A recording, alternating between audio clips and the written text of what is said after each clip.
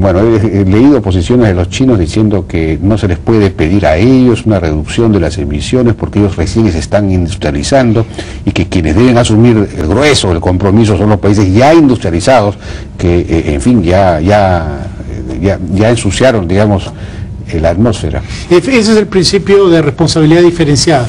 Lo que se argumenta es que si los otros países en desarrollo que tienen una economía creciente, de hecho ya la República Popular China es, de acuerdo a algunos estudios, el principal emisor de gases de efecto invernadero, ya tendrían ellos que frenar también. Tendrían que participar. Por eso el compromiso que han puesto sobre la mesa a esta altura de la negociación es reducir su intensidad.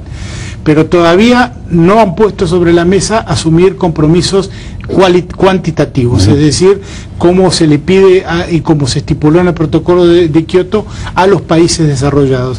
Eso probablemente se va a determinar en los próximos 10 días. Los próximos 10 días. Después hay otro punto, digamos, uno mencionaste, me parece que es el cuarto punto o el tercer punto, la financiación de este asunto y los fondos que podría haber para los países en desarrollo, por ejemplo para el Perú, para poder conservar los bosques, en fin, ¿qué hay sobre eso? Mire, hay dos principales fuentes de financiación, o sea, dos principales ejes para financiación. Uno es el llamado mitigación, que es apoyar a los países a su proceso de desarrollo económico utilizando cada vez menos gases de efecto invernadero. Y la otra es la adaptación. ¿Y qué significa adaptación? Aunque ahora podamos poner todas las medidas en su lugar para reducir la emisión de gases de efecto invernadero, ya va a haber efectos en el clima. De hecho, en el Perú se ha perdido un 30% de su superficie de glaciares, ya tenemos pérdidas de fuentes de agua. Perú tiene casi el 70% de su población viviendo en el desierto, que es la costa. Entonces va a necesitar adaptarse al cambio climático. Para eso se están hablando de costos a nivel global de alrededor de 100.000 millones de dólares por año.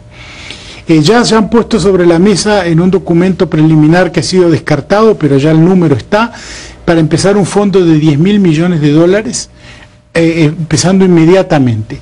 Ese número probablemente va a subir y se va a llegar a un número más cercano a los 100.000 que a los 10.000. Y el Perú puede acceder a muchos de esos fondos. Y la otra también es mitigación, que ahí hay varias vertientes. Una es proteger... ¿Mitigación es qué cosa? Es reducir la entrada de gases de efecto invernadero a la atmósfera. Ya. Y ahí Perú tiene una extraordinaria contribución que hacer, que es sus bosques. 2/3 de la Amazonía del Perú son bosque amazónico. Y el nuevo régimen climático que va a surgir va a incluir el pago a los países para conservar los bosques. Entonces se va a abrir una enorme oportunidad para que el Perú haga una contribución a través de la conservación de sus bosques al clima global y que pueda traer grandes recursos financieros. La generación de, vamos a decir, las plantaciones forestales, por ejemplo. Y la conservación de la selva virgen. Que la reforestación estaba previsto en Kioto, pero por el plazo no se dio mucha financiación para forestación, pero lo que se ha incluido a partir de los principios que guían a esta negociación es la conservación de la selva virgen. Y en el caso peruano, que tiene enormes extensiones por su selva amazónica, eso ahora se va a poder capitalizar para el progreso del pueblo y de la gente que vive en la selva, y a su vez conservando ese patrimonio que es el pulmón del mundo, ¿no? Ahora, para prevenir o, digamos, amortiguar o mitigar, deberíamos decirlo, pero pues veo que el verbo se usa para otro concepto, los efectos del deshielo de los cerros, de las montañas, y por lo tanto la reducción de las fuentes de agua, por lo menos en la época de estiaje. Se ha hablado de hacer sistemas de lagunas, de reservorios, forestar también y todo lo demás para retener el agua.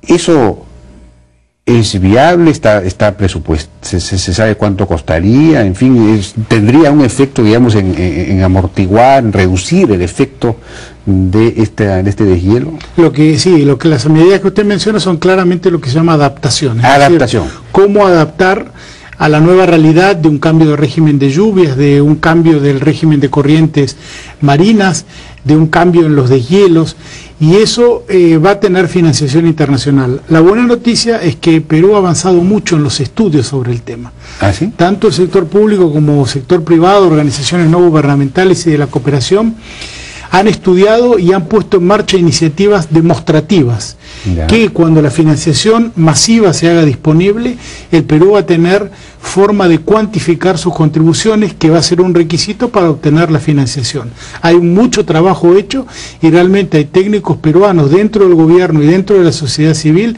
que están a la altura de los mejores del mundo para presentar este tipo de casos. ¿Y estas experiencias, estos casos que se han, dónde están, cuáles son? Están en muchos casos en la Sierra Peruana, en diferentes lugares, en Cusco, en Huancavelica, en Apurímac, en las regiones del norte.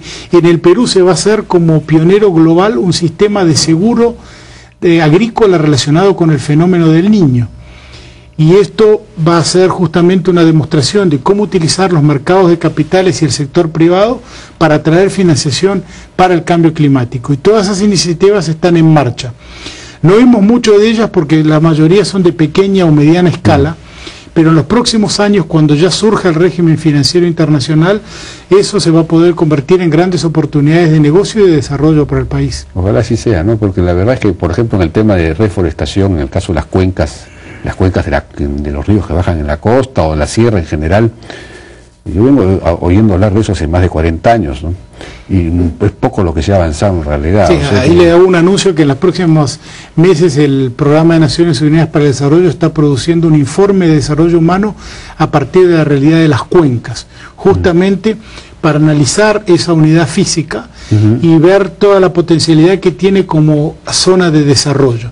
Ya hay mucho trabajo realizado, pero creemos que vamos a tener algunas innovaciones, justamente algunas relacionadas con las nuevas realidades, tanto en términos de problemas como de oportunidades que genera el cambio climático. Muy bien, Jorge Echeviek, representante del PNUD en Lima, muchas gracias por esta información tan interesante que nos ha traído el día de hoy. Muchas gracias, Jaime. Y nosotros estaremos atentos, por supuesto, a cómo evoluciona la cita de Copenhague. Vamos a una pausa, regresamos ahora con Roberto Joire, presidente de la Bolsa de Valores de Lima, que está protestando por medio de los periódicos en comunicados contra un proyecto de ley para crear un impuesto para gravar las ganancias de capitales en la Bolsa de Valores. Regresamos.